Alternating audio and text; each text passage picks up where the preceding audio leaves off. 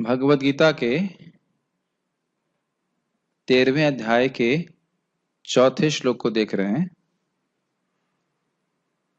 एक फीडबैक आया था एक भक्त से कि बहुत कठिन हो रहा है, क्षेत्र क्षेत्रज्ञ, लेकिन इतना कठिन नहीं है। क्षेत्र है शरीर, क्षेत्रज्ञ है जीव और परमात्मा भी क्षेत्रज्ञ है। साथ साथ ये भी च शब्द से देखा था हमने कि सभी क्षेत्र भगवान ही हैं, क्योंकि भगवान उसमें व्याप्त हैं, वह उनकी शक्ति है, तो वह भी क्षेत्र हैं और क्षेत्रज्ञ के रूप में भी हैं। तब मुश्किल नहीं है, थोड़ा पढ़ेंगे, कोई कहानी नहीं आ रही इसमें, तो इसलिए शायद हो सकता है कुछ रुखा रुखा लगे। आज आप लोगों को परेशान करने के लिए और कठिन श्लोक लेते हैं। कठिन इन द सेंस कि बड़ा यत यत यत यत करके आ रहा है। तो इसमें भगवान बताएंगे कि क्षेत्र के संबंध में वह क्या क्या वर्णन करने वाले हैं। क्षेत्र मतलब शरीर, शरीर के विभिन्न घटक अवयव क्या हैं, इसमें क्या परिवर्तन आता है, ये बेसिकली क्षेत्र बना किस वस्तु से है, तो यह सब और जीव का प्रभाव, ये सब मतलब अब क्या इसके बाद क्या विषय वे बोलने वाले हैं, यह इस श्लोक में बोलेंगे। समझ में आया? मेरे पीछे माइक पे बोलिए। क्षेत्र और क्षेत्रज्ञ के बारे में उन्हें संक्षेप में बोला। समास, समास का मतलब होता है संक्षेप में। अब उसको उसी थोड़ा और विस्तार करेंगे, ठीक है? मेरे पीछे बोलिए। तत्क्षेत्रम यच्च यादृक् च, क्षेत्रम यच्च यादृक् यद विकारी यतश्च यद् विकारी यतश्च स च यो यत् प्रभावश्च स च यो यत् प्रभावश्च तत्समासेन मे शृणु। तत्समासेन मे शृणु। तत्क्षेत्रम यच्च यादृक् च, तत्क्षेत्रम यच्च यादृक् च यद विकारी यतश्च यद् विकारी यतश्च स च यो यत् प्रभावश्च स च यो यत् प्रभावश्च तत्समासेन मे शृणु। तत्समासेन मे शृणु। बहुत ही ध्यान पूर्वक सब सुनेंगे। तत्क्षेत्र, वह क्षेत्र क्या है।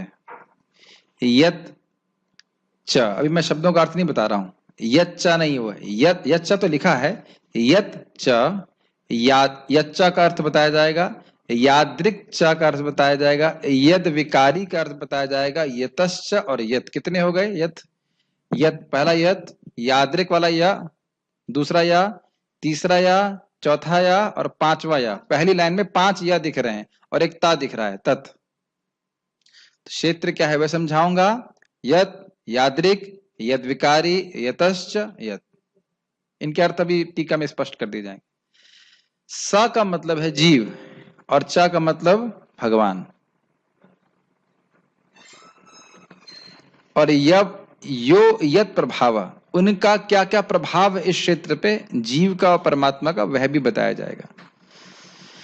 कंटेंट समझ में आ रहे हैं? भगवान क्या क्या बताएंगे?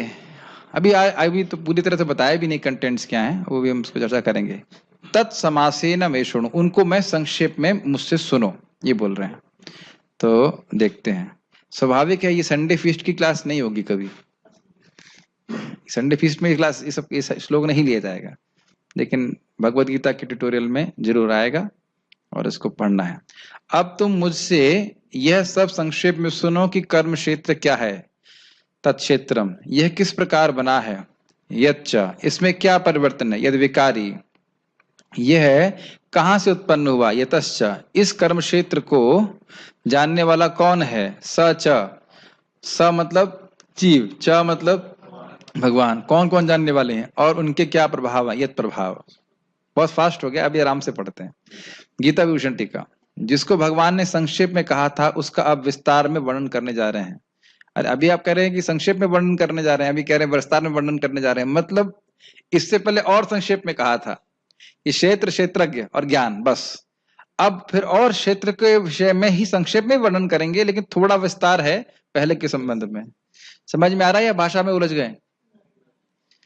पहले दूसरे तीसरे श्लोक में केवल क्षेत्र क्षेत्रज्ञ बोला, शब्द इस्तेमाल किया, बोला मैं भी क्षेत्रज्ञ हूं, और बोला ये सब ज्ञान है इसको समझना। अब यहां कह रहे हैं कि मैं क्षेत्र के विषय में बताऊंगा, और क्षेत्र पे क्षेत्रज्ञ का क्या प्रभाव होता है ये भी बताऊंगा, लेकिन थोड़ा और विस्तार किया जाएगा पहले वाले श्लोक के कंपैरिजन में। ऐसे अन्य शास्त्रों के कंपैरिजन में, वेदांत सूत्र के कंपैरिजन में तुलना करें तो संक्षेप में समास में बता रहे हैं। अब समझ में आ रहा है? कौन सी भाषा बोल रहे हैं आप? मुझे लगता रहा है हिंदी जैसी लग रही है। मुझसे संक्षेप में, अब जो जो शब्द हैं इनका अर्थ बताया जा रहा है, उनको लाल में रखा गया है। मुझसे संक्षेप में क्षेत्र अर्थात शरीर के बारे में सुनो। तत्क्षेत्र का अर्थ समझ में आया? शरीर।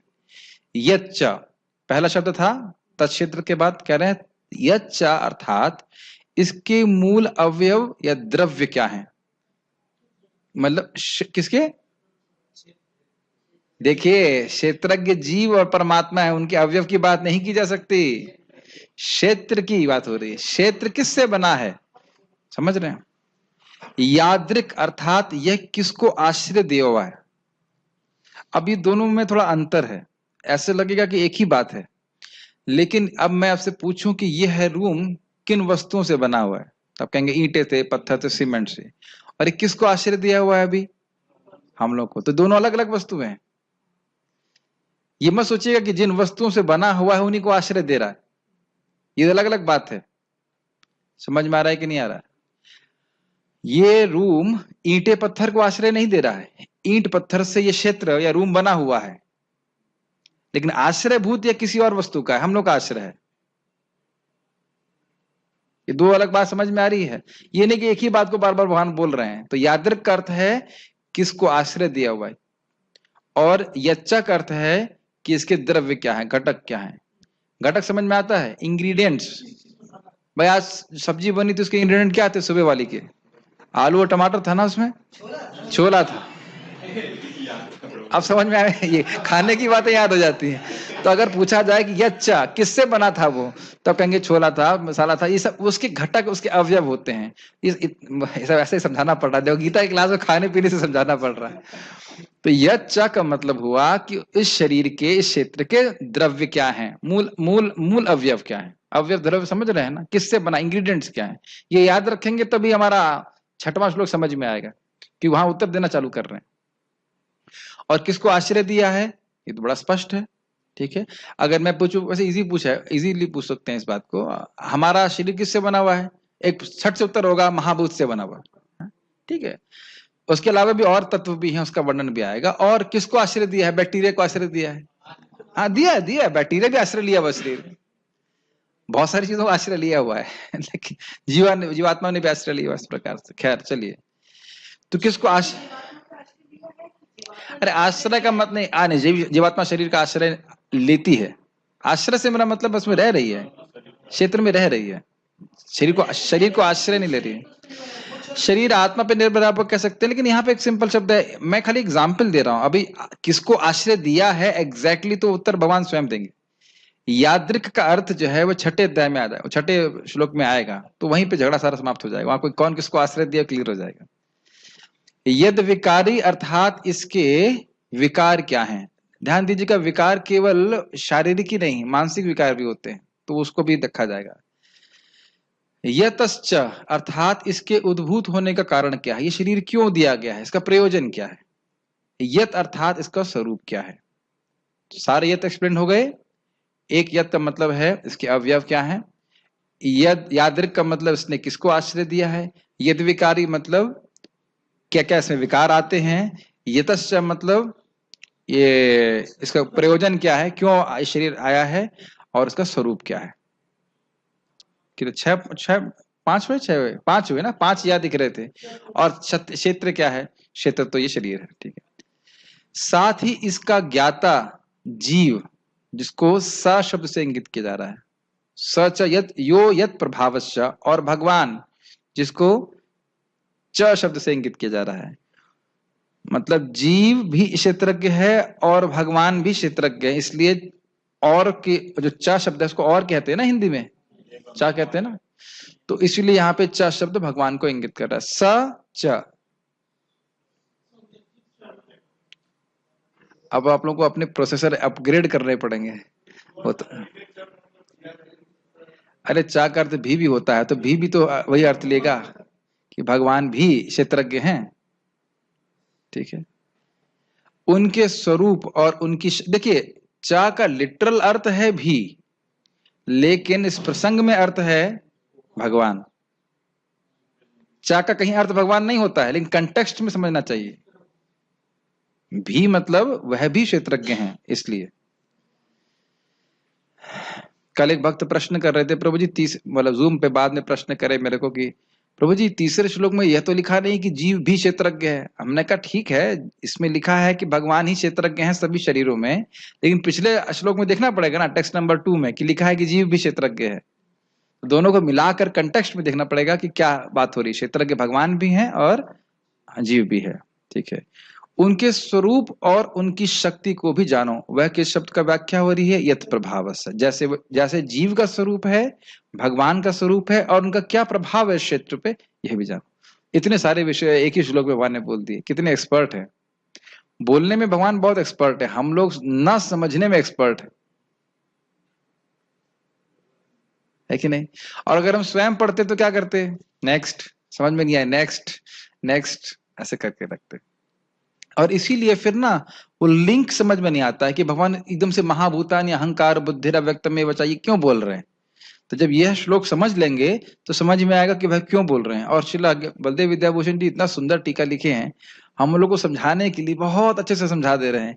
ये यादृक का अर्थ बोला है, ये यादृक जो बोला था ना भगवान ने, इसका ये अर्थ है, इसको ये एक्सप्लेनेशन ऐसे करके बहुत इजीली समझ में आ जाएगा, आसानी से। तात्पर्य, भगवान कर्म क्षेत्र यानी क्षेत्र तथा कर्म क्षेत्र के ज्ञाता क्षेत्रज्ञ की स्वाभाविक स्थितियों का वर्णन कर रहे हैं।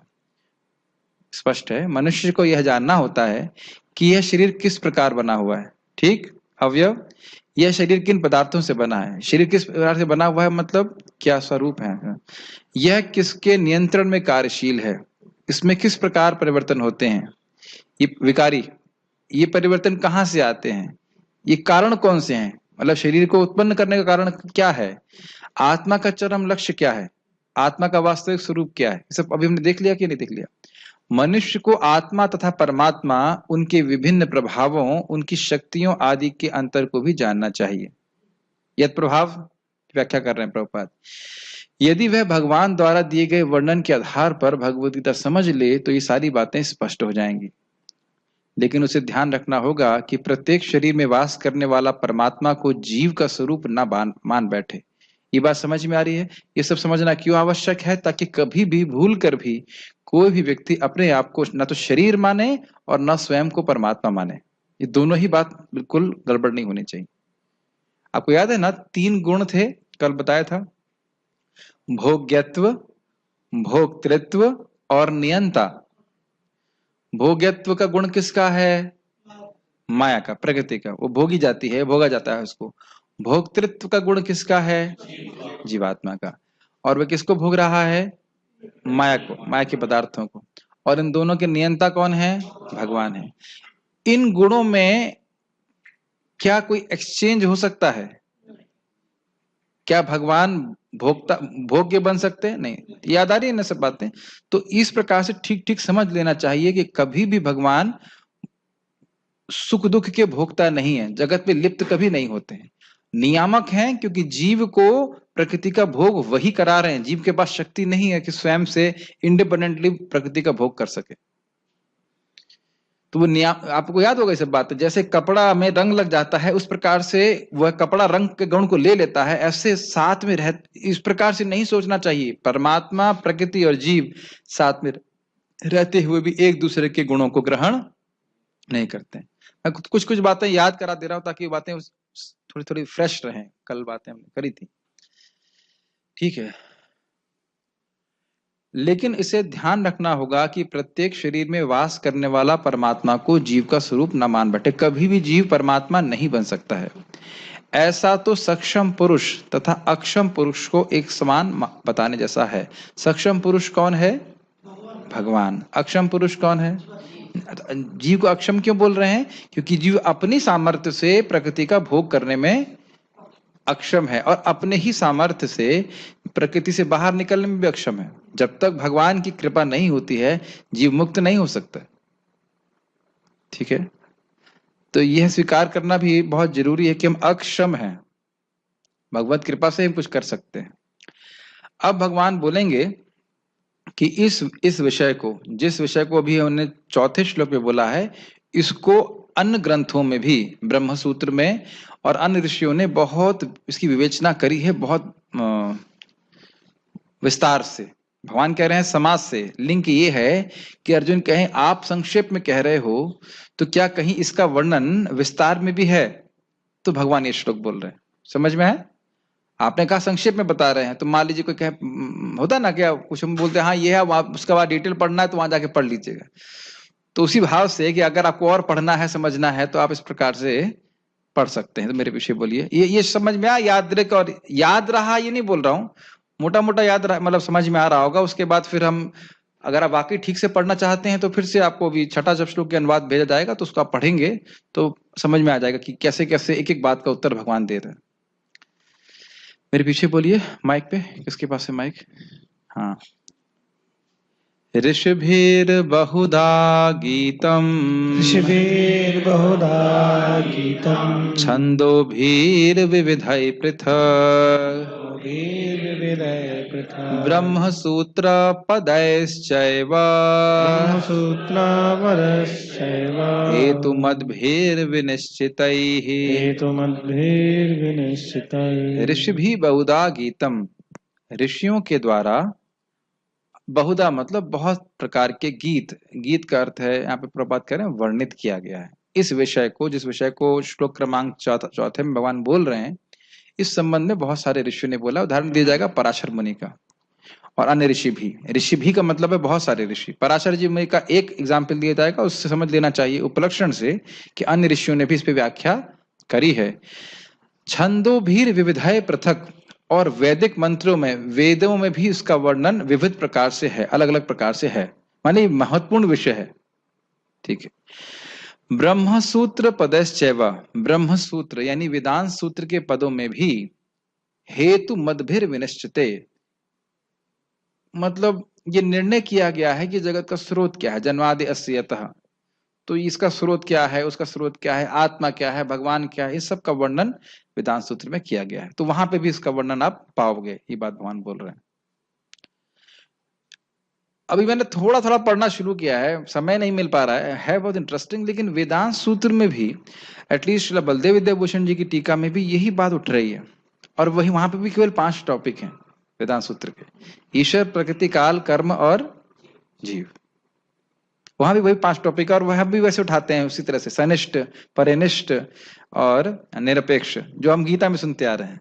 और इसीलिए आप देखेंगे कि वेदांत सूत्र के बहुत सारे रेफरेंसेस श्री बलदेव विद्याभूषण जी अपनी टीका में देते हैं, और प्रभुपाद जी उनसे लेते हैं तो वह भी देते हैं।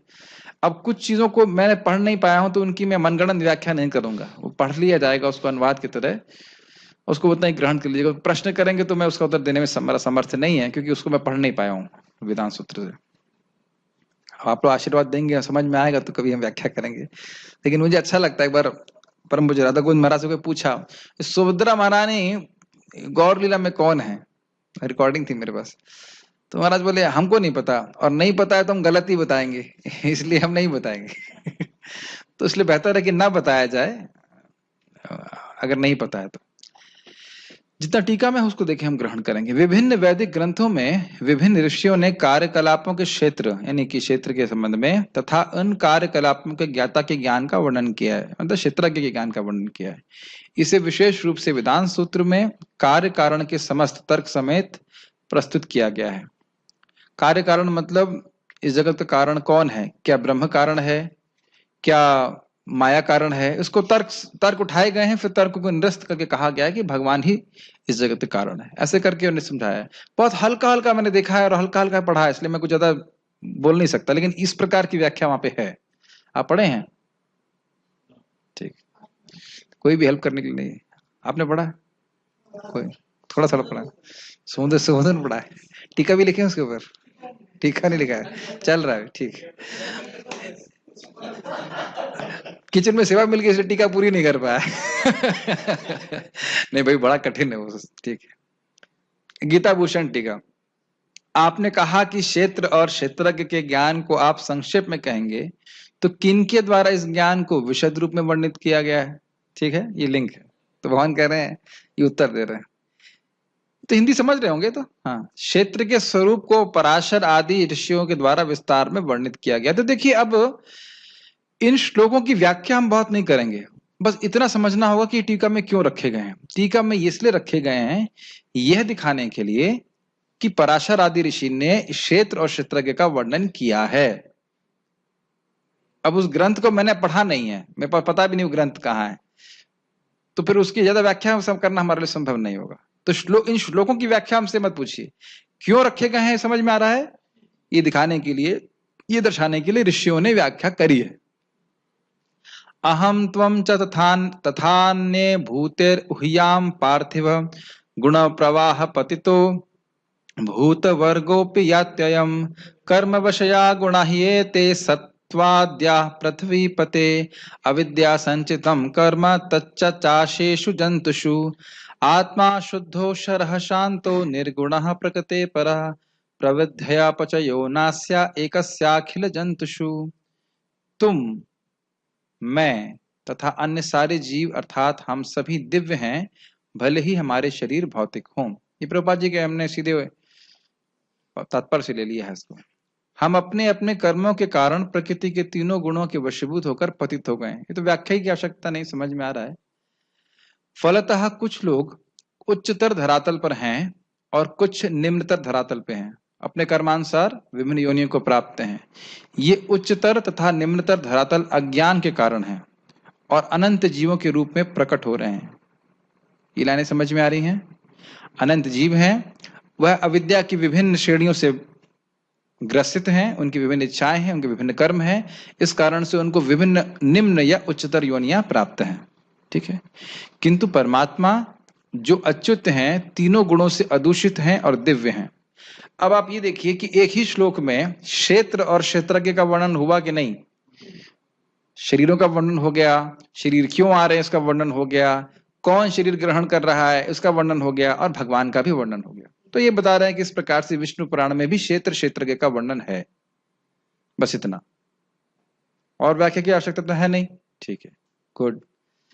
साथ ही ऋषियों के द्वारा वेदों में कई बार इसका वर्णन आता है। छंदोभीर, अब देखिए छंदोभी की व्याख्या करने के लिए वह कुछ श्लोक दे रहे हैं।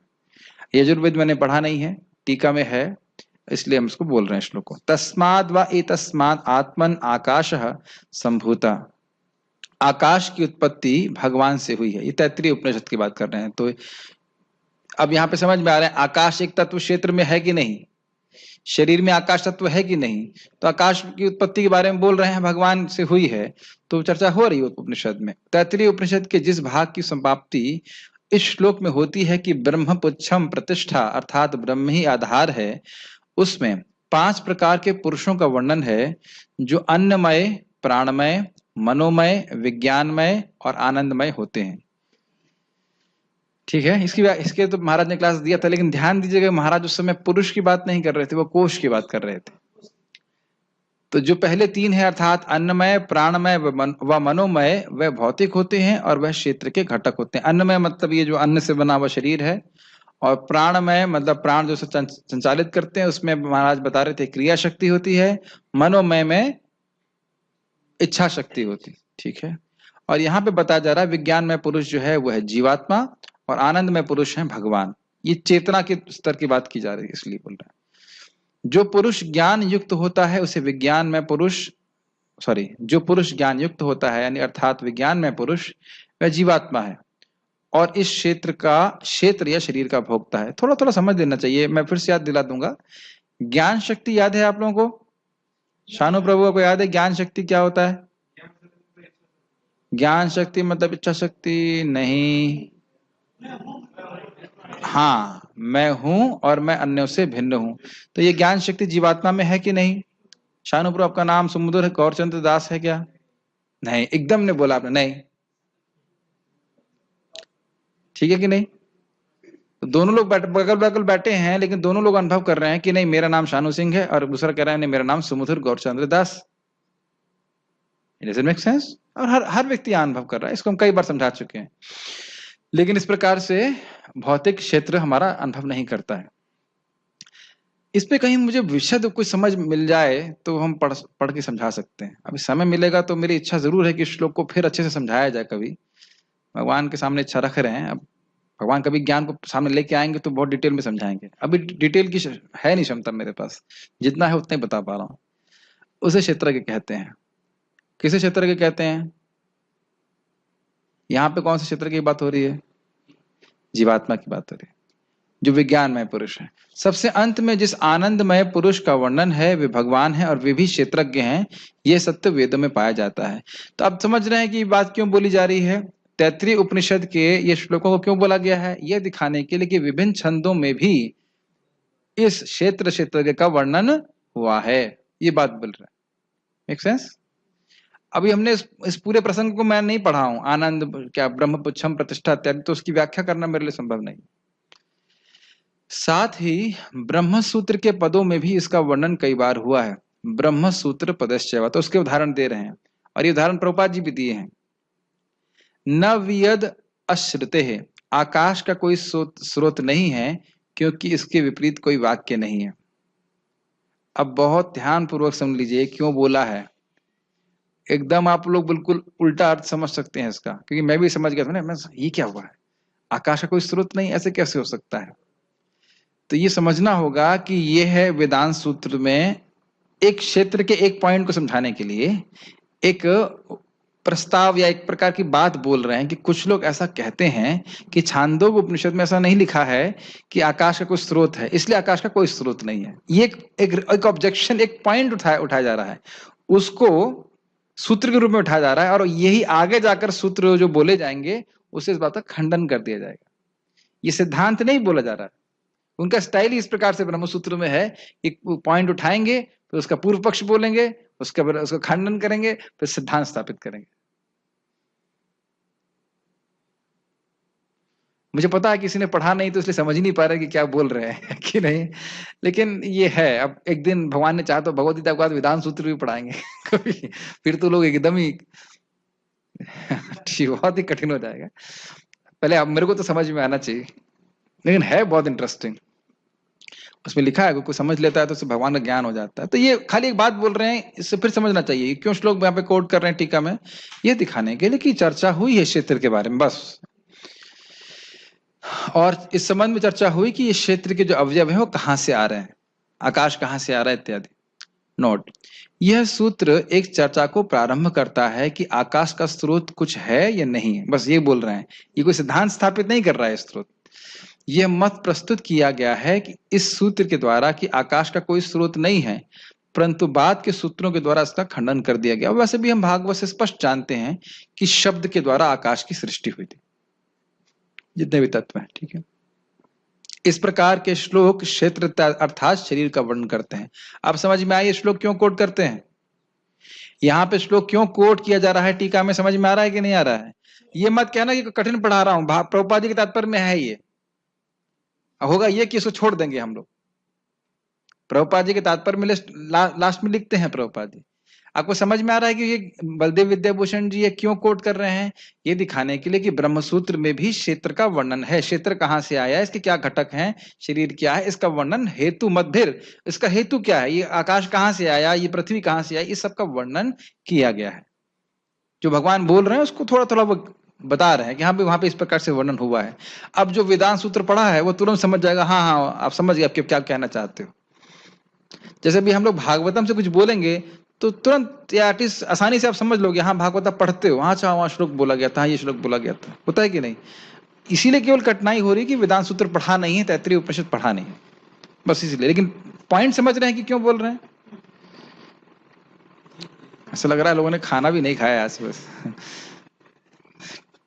समझ में आ रहा है नहीं आ रहा है। आकाश, आकाश के बारे में बात हो रही, कुछ समझ में आ रहा है नहीं आ रहा। ठीक ठीक भाई, ये देखो, ये चैप्टर तो पार करना ही पड़ेगा। उसके बाद ही 14th आएगा, 13th के 12th के बाद सीधे 14 नहीं आता है, 12 के बाद 13 आता है।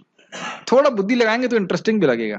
नात्मा श्रुत है, आत्मा अनादि है क्योंकि शास्त्र में ऐसे प्रमाण है। तो अब ये सब क्यों बोल दिया एकदम से? यानी आत्मा के बारे में भी बात ब्रह्म सूत्र में हुई है, और इस बात में भी चर्चा हुई है कि क्या आत्मा का कोई कारण है, क्या आत्मा कहीं से आई है। तो ये सब बातों पर चर्चा किया गया और स्थापित क्या किया गया? ना आत्मा श्रुत है, आत्मा का कोई स्रोत नहीं है, आत्मा भगवान की तरह ही अनादि है। ठीक, स्वतंत्र नहीं है लेकिन भगवान की तरह ही अनादि है। अनादि समझ रहे हैं, आत्मा की कोई शुरुआत नहीं, इंग्लिश में कहेंगे को इटर्नल विद कृष्णा। शाश्वत रूप से अनादि काल से वह और अनंत काल तक वह भगवान पे आश्रित है, लेकिन है वह अनादि। ठीक, तो अब ये बात बोलने से क्या मतलब समझ में आ रहा है? मतलब ये समझ में आ रहा है कि ब्रह्मसूत्र में भी आत्मा का वर्णन है, इतनी बात समझनी। पूरी व्याख्या हम नहीं कर रहे कि है नहीं है क्या है, वो बात नहीं हो रही। मैं बार बार रिपीट कर रहा हूं ताकि ये बात समझ में आए कि यह श्लोक क्यों टीका में रखा गया है।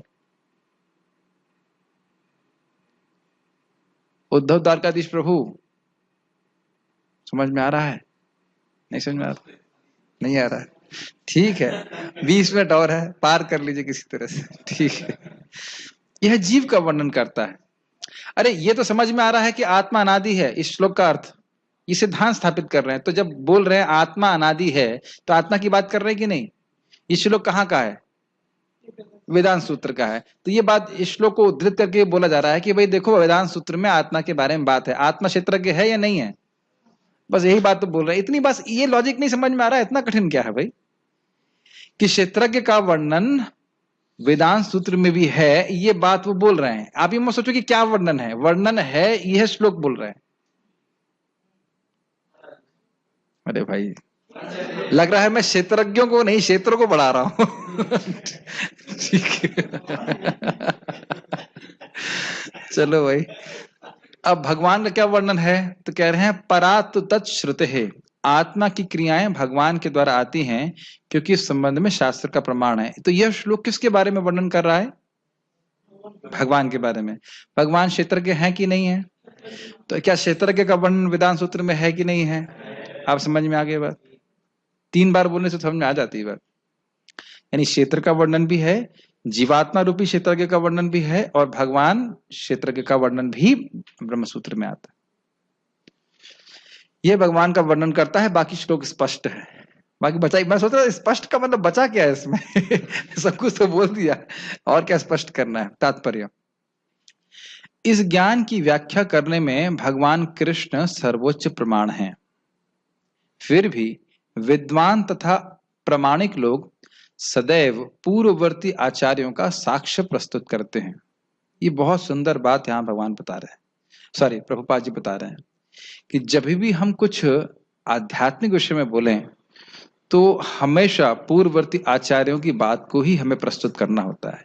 हमें ये तो स्वीकार करना ही होगा कि हम बद्धात्मा हैं, हम अपने बारे में भी जानते नहीं हैं, लेकिन ज्ञान हमें, अगर हम परंपरा का ज्ञान देते हैं जिसमें कोई परिवर्तन नहीं है, तो हम भी शुद्ध होंगे और सुनने वाला भी शुद्ध होगा, और उसकी ये विश्वास भी होगा कि ये अपनी बात, अपना मत नहीं रख रहे हैं, और अपना मत रखेंगे तो उसमें कुछ ना कुछ गलती होगी।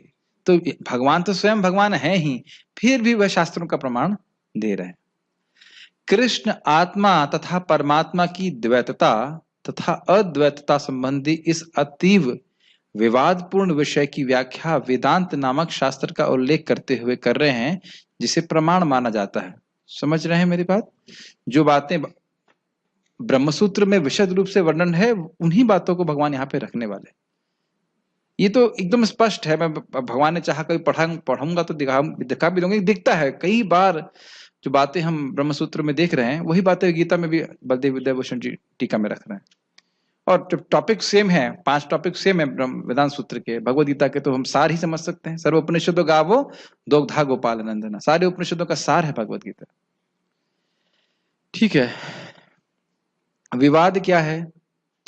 विवाद यह है कि कुछ लोग कहते हैं कि जीव और परमात्मा पूरी तरह भिन्न है, और कुछ लोग कहते हैं कि जीव और परमात्मा बिल्कुल बिल्कुल भी अब पूरी तरह से अभिन्न है। केवल अज्ञान में जीव भूल गया है कि वह भगवान है, तो ऐसी बातें बोलते हैं। तो इन सब बातों को क्लियरली समझना होगा कि किस प्रकार से जीव भेदाभेद प्रकाश, जैसे एक क्या कहते हैं एग्जाम्पल, अग्नि की चिंगारी, चिंगारी अणु है और महान अग्नि बहुत विभु है। उसी प्रकार से जीव भी सच्चिदानंद है, लेकिन वह अणु रूप है, और भगवान सच्चिदानंद है विभु रूप में। ये सही सही अंडरस्टैंडिंग। जिस प्रकार से हम सूर्य को की रोशनी के किरणों को क्या सूर्य से कभी अलग कर सकते हैं? नहीं कर सकते। लेकिन आप यह नहीं कह सकते कि सूर्य की रोशनी सूर्य है, ऐसा भी नहीं कह सकते, और अलग भी नहीं कर सकते। ठीक है, कहां से हम लोग? सर्वप्रथम वे कहते हैं यह विभिन्न ऋषियों के मतानुसार है। ऋषि भी बहुधा गीतम था, लाइन श्लोक में थी।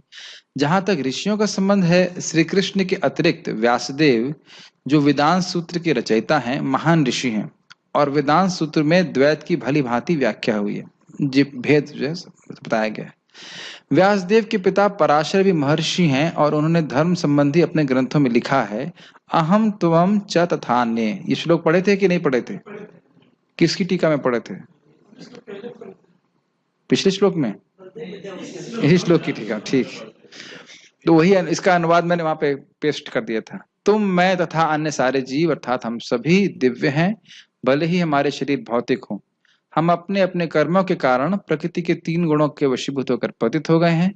फलतः कुछ लोग उच्चतर धरातल पे हैं, कुछ निम्नतर धरातल पे हैं। ये वैसे एक बात बड़ी इंटरेस्टिंग है कि अगर किसी व्यक्ति के अंदर आप देख रहे हैं कि उसके अंदर बुद्धि है, कौशल है, सब कुछ है, और कोई व्यक्ति कुछ निम्न है या कुछ हीन है, तो वह केवल उनके कर्मानुसार है। मतलब जीवात्मा की दृष्टि से हमें भेद नहीं देखना चाहिए। नहीं समझ में आया? यस, बहुत प्रैक्टिकल है हम जब भगवद गीता को पढ़ते हैं। नहीं तो प्राय हम किसी से घृणा करते हैं वो अगर उसमें कुछ हीनता है भौतिक रूप से। ये उच्चतर तथा निम्नतर धरातल अज्ञान के कारण हैं और अनंत जीवों के रूप में प्रकट हो रहे हैं। इनकी व्याख्या मैंने सुक्त कर दी थी। किंतु परमात्मा जो अच्युत हैं, तीनों गुणों से अदूषित हैं और दिव्य हैं। क्विज क्विज क्विज क्विज, यह पराशर जी का श्लोक क्यों बोला गया? प्रभुपाद जी भी इसको क्यों कोट किया? चलिए अभी गीता भूषण तो आपको लग रहा है आउट ऑफ सिलेबस है, प्रभुपाद जी ने इसे क्यों कोट किया? माइक पे बोलिए, माइक पे बोलिए, ताकि मुझे लगे कि किसी व्यक्ति को समझ में आ रहा है। कोई एक तो क्षेत्रज्ञ है, बाकी तो लग रहा है क्षेत्र है। यस, ये प्रमाण करना चाहते हैं कि ये सब वर्णन वेदांत सूत्र में भी है। वर्णन सही जा रहे थे आप, थोड़ा ऑफ हो गए। पराशर जी का उदाहरण क्यों दे रहे हैं यहाँ पे प्रभुपाद जी? कि विभिन्न ऋषि भी शास्त्र में वर्णन किए। विभिन्न ऋषियों ने भी किसका वर्णन किया है? कि क्षेत्रज्ञ का वर्णन किया है। और इस श्लोक में आप परमात्मा, शरीर और भगवान, सॉरी जीव, तीनों का देख रहे हैं वर्णन। ठीक, ओके। छंद कहां था हम लोग? कठोपनिषद में आत्मा, परमात्मा तथा शरीर का अंतर बताया गया है। इसके अतिरिक्त अनेक महर्षियों ने इसकी व्याख्या की है, जिनमें पराशर प्रमुख माने जाते हैं। ठीक है। छंदो भी शब्द विभिन्न वैदिक ग्रंथों का सूचक है। मतलब ऋषियों ने तो व्याख्या करी है और अन्य ग्रंथों में भी इस बात का वर्णन है। उदाहरणार्थ तैत्तिरीय उपनिषद जो यजुर्वेद की एक शाखा है, प्रकृति, जीव तथा भगवान के विषय में वर्णन करती है। जैसा कि पहले कहा जा चुका है, क्षेत्र का अर्थ है कर्म क्षेत्र। अब अभी देख सकते हैं कि प्रभुपाद भले ही संस्कृत को नहीं कोट कर रहे हैं, लेकिन उसका सार प्रस्तुत कर रहे हैं यहाँ पे। अब हमने जब उसको थोड़ा डिटेल में देख लिया तो हमको समझ में आ रहा है प्रभुपाद यहाँ पे क्या बोल रहे हैं। तैत्तिरीय उपनिषद के कौन से श्लोक की बात कर रहे हैं, वह हमने भी पढ़ा था कुछ देर पहले। जैसा कि पहले कहा जा चुका है, क्षेत्र का अर्थ है कर्म क्षेत्र। क्षेत्रज्ञ की 2 कोटियां हैं, जीवात्मा तथा परम पुरुष। अब तो मैं समझ रहा हूं, याद हो गया होगा। परम पुरुष कौन है? भगवान, मतलब भगवान कृष्ण। ठीक, हाँ। जैसा कि तैत्तिरीय उपनिषद में कहा गया है, ब्रह्मपुच्छम प्रतिष्ठा। अब बताइए, नहीं है? साहिल रो बेचारे के पास अभी आंखें भी छीन ली भगवान ने समय इतना कठिन श्लोक, तो वो भी केवल सुन करके समझना तो और भी कठिन होगा। चलिए कोई बात नहीं, चश्मा आ जाएगा, घबराइए मत। भगवान की शक्ति का प्राकट्य अन्नमय रूप में होता है, जिसका अर्थ है अस्तित्व के लिए भोजन पर निर्भरता। यह अन्नमय चेतना का वर्णन है। यह ब्रह्म की भौतिकतावादी अनुभूति है।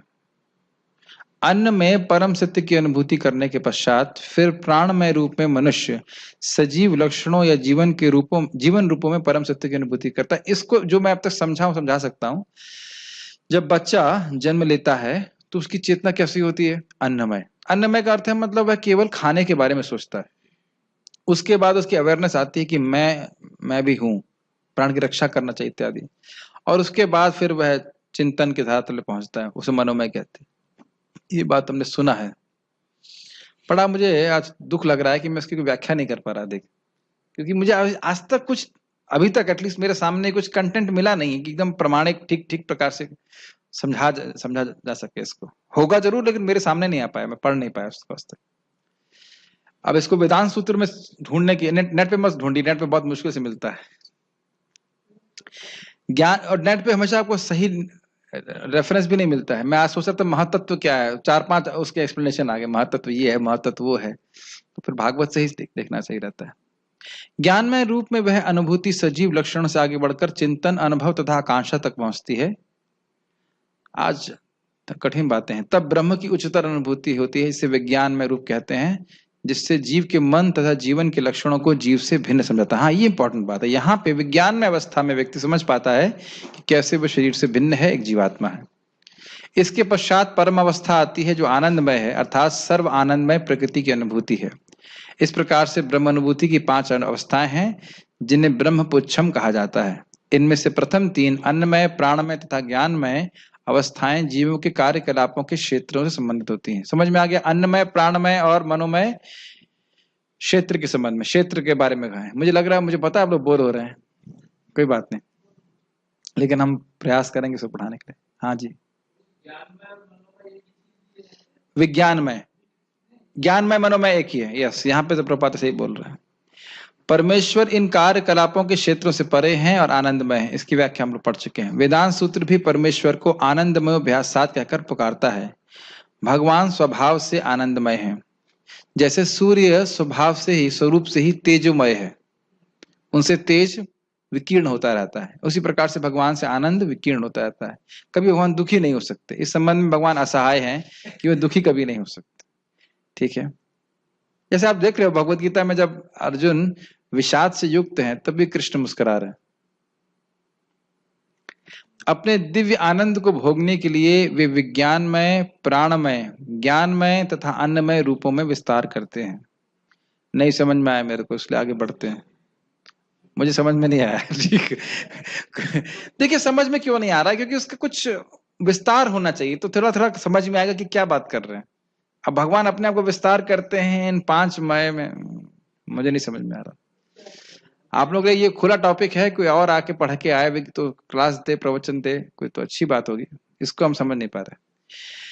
कार्यकलापों के क्षेत्र में जीव भोक्ता क्षेत्रज्ञ माना जाता है, किंतु आनंदमय उससे भिन्न होता है। ये समझ में आ गया? ये तो क्लियर समझ में आ रहा है कि जो जीव है उस क्षेत्र के सुख दुख को भोगता है, लेकिन भगवान अपनी आनंदमय स्थिति में हमेशा विद्यमान रहते हैं, भले वो शरीर में रहते हैं। इसका अर्थ यह हुआ कि यदि जीव आनंदमय का अनुगमन करने में सुख मानता है तो वह पूर्ण बन जाता है, यानी वो भगवान की भक्ति करेगा, भगवान की तरफ उन्मुख होगा तो भगवान के सुख को अनुभव करेगा, और नहीं तो फिर इस क्षेत्र के सुख दुख को भोगता रहेगा। क्षेत्र के ज्ञाता यानी क्षेत्रज्ञ के रूप में परमेश्वर की और उसके अधीन ज्ञाता के रूप में जीव की तथा कार्यकलापों के क्षेत्र की प्रकृति का यह वास्तविक ज्ञान है। ये तो समझ में आ रहा है, जीव का, भगवान का और क्षेत्र का ज्ञान यहाँ पे दिया गया है। वेदांत सूत्र या ब्रह्म सूत्र में इस सत्य की गवेषणा करनी होगी। गवेषणा मतलब क्या होता है? रिसर्च करनी होगी। तो सब लोग वेदांत सूत्र खोलने, कल से वेदांत सूत्र पढ़ना शुरू करते हैं हम लोग, लेकिन दिक्कत है कि समझ में कुछ नहीं आएगा, तो इसलिए अभी छोड़ दीजिए, खोज करनी होगी। ठीक, यहाँ इसका उल्लेख हुआ है कि ब्रह्म सूत्र के नीति वचन कार्य कारण के अनुसार सुंदर रूप से व्यवस्थित है। मतलब उसमें विवेचना करी गई कि ये जगत का कारण कौन है, उसका इस कारण का कार्य क्या है, कार्य मतलब इफेक्ट क्या है, ये सब तर्क के द्वारा अच्छे से शास्त्र के अनुसार समझाया गया है। इनमें से कुछ सूत्र इस प्रकार हैं। न वियत श्रुते है, इसकी व्याख्या किए थे ना हम लोग, अभी है ना प्रपात तात्पर्य में। न आत्मा श्रुते है तथा परात्तु तत्श्रुते है। न व्यय श्रुते किसके संबंध में है? क्षेत्र के संबंध में। न आत्मा श्रुते किसके संबंध में है? आत्मा के बारे में। तथा परात्व तच्छ्रुते किसके संबंध में है? परमात्मा के। ठीक है, थोड़ा थोड़ा एक्सप्लेनेशन दिया गया था तो कुछ कुछ समझ में आ रहा होगा। कोई बात नहीं, नहीं समझ में आ रहा है तो भी सुबह का प्रसाद तो मिलेगा ना, तो क्या टेंशन। प्रथम सूत्र कार्यकलापों के क्षेत्र को सूचित करता है। कौन सा सूत्र? नवियद श्रुते है। दूसरा जीव को, कौन सा सूत्र? नात्मा श्रुते है। और तीसरा परमेश्वर को, जो विभिन्न जीवों के आश्रय तत्व हैं, अर्थात परातो तच्छ्रुत है। भगवान की कृपा से श्लोक पूरा हो गया। मुझे बहुत डर लग रहा था कि मुझे लगता नहीं कि आज ऐसे महाराज बोल रहे थे ना कि आज दोपहर में बोल रहे थे, कुछ लोगों को कुछ समझ में नहीं आ रहा है और कुछ लोगों को ये समझ में नहीं आ रहा है कि क्या समझ में नहीं आ रहा है। लेकिन देखिए, एक समराइज करें इसको तो भगवान ने बताया। इसके बाद बहुत इजी होगा, कोई कठिन नहीं होगा कि क्षेत्र के क्या क्या विकार हैं, क्या क्या अवयव हैं, क्या कहां से आया है, क्या प्रयोजन है, जीव क्या है, भगवान क्या है और उनका क्या प्रभाव है, इसका वर्णन मैं करूंगा। और समासे न श्रृणु, मतलब संक्षेप में करूंगा। तो अर्जुन मान लीजिए कहें कि कहीं विस्तार में वर्णन हुआ है तो भगवान इस श्लोक में क्या बोले? ऋषियों के द्वारा हुआ है, पराशर आदि ऋषि के द्वारा हुआ है, विभिन्न छंदों भी यानी विभिन्न वैदिक सूत्र वैदिक ग्रंथों में हुआ है, तैत्तिरीय उपनिषद इत्यादि में, और ब्रह्मसूत्र में भी इसका वर्णन हुआ है। ये सार वस्तु हमको उसको समझना है। अब इसके बाद अगले श्लोक में, जो आज नहीं होगा, प्रसन्नता हो रही होगी आप लोगों को, तो उसका वर्णन होगा कि क्या है, यत क्या है, च क्या है, यादृक क्या है। तो मुझे लगता है कि अटेंडेंस कल कम होगी, नहीं होगी, सुनने आएंगे, लेकिन वह आपको आश्चर्य होगा कि वह बहुत आसान है, कुछ भी कठिन नहीं होगा, वो बहुत आसान होगा। ठीक है, कोई प्रश्न है किसी भक्त का तो मैं ले सकता हूँ। Any questions? हाँ प्रभु जी, माइक दे सकते हैं प्रभु जी को, या फिर आप बोलिए, मैं रिपीट कर दूंगा। हाँ, ऑन कर लीजिए, माइक ऑन कर लीजिए, ऑन कीजिए माइक। हरे कृष्ण। हाँ, इसमें दिया है भगवान की शक्ति का प्राक्ट्य अन्नमय, मनोमय, ज्ञानमय, विज्ञानमय। भगवान की शक्ति का प्राक्ट्य है ये, प्राकट्य। हाँ, प्राकट्य। प्राकट्य होना, वो टाइपिंग एरर होगी। कहाँ पे लिखा है? Page number? इसी में कैसे बताएं? पता नहीं, मैं वो टाइपिंग एरर होगी। प्राट्य कुछ नहीं होता है, प्राकट्य होगा। हाँ, मैं इसको नहीं कह रहा। हाँ, भगवान की शक्ति के प्राक्ट्य हैं ये 5 जो दिए हैं, अन्नमय। प्राट्य क्या होता है? पता नहीं, प्राकट्य होना चाहिए। प्राकट्य। हाँ, प्राकट्य। हाँ, ये तो भगवान की स्पष्ट है। शक्ति के प्राकट्य हैं, अन्नमय। ये तो कोई कठिन नहीं है। ये तो आपको याद हो, महाराज जब आपके उस दिन प्रवचन कर रहे थे तो कह रहे थे अन्नमय, भगवान ही अन्नमय कोश के रूप में है, प्राणमय कोश के रूप में है, मनोमय कोश के रूप में। याद आ रहा है? भगवान ही मन बने हुए। यह तो कठिन नहीं है समझ। भगवान की शक्ति के प्राकट्य हैं, यह तो कठिन नहीं है। देखिए, इसका वर्णन तो हम लोग कल कर रहे थे। च शब्द से क्या इंगित हो रहा था कि भगवान ही क्षेत्र भी है। तो अगर अन्नमय, प्राणमय और ज्ञानमय क्षेत्र हैं तो भगवान ही क्षेत्र भी है, क्योंकि भगवान उसमें व्याप्त हैं, और जो चीज उसमें जिसमें व्याप्त रहती है उसे अभिन्न कही जाती। तो वह तो कोई कठिन बात नहीं है। समझ में आ रहा है या नहीं आ रहा समझ? ठीक है, क्या कह सकते हैं। कल देखते हैं उसको। श्रीमद् भगवद गीता की जय। श्रील प्रभुपाद की जय।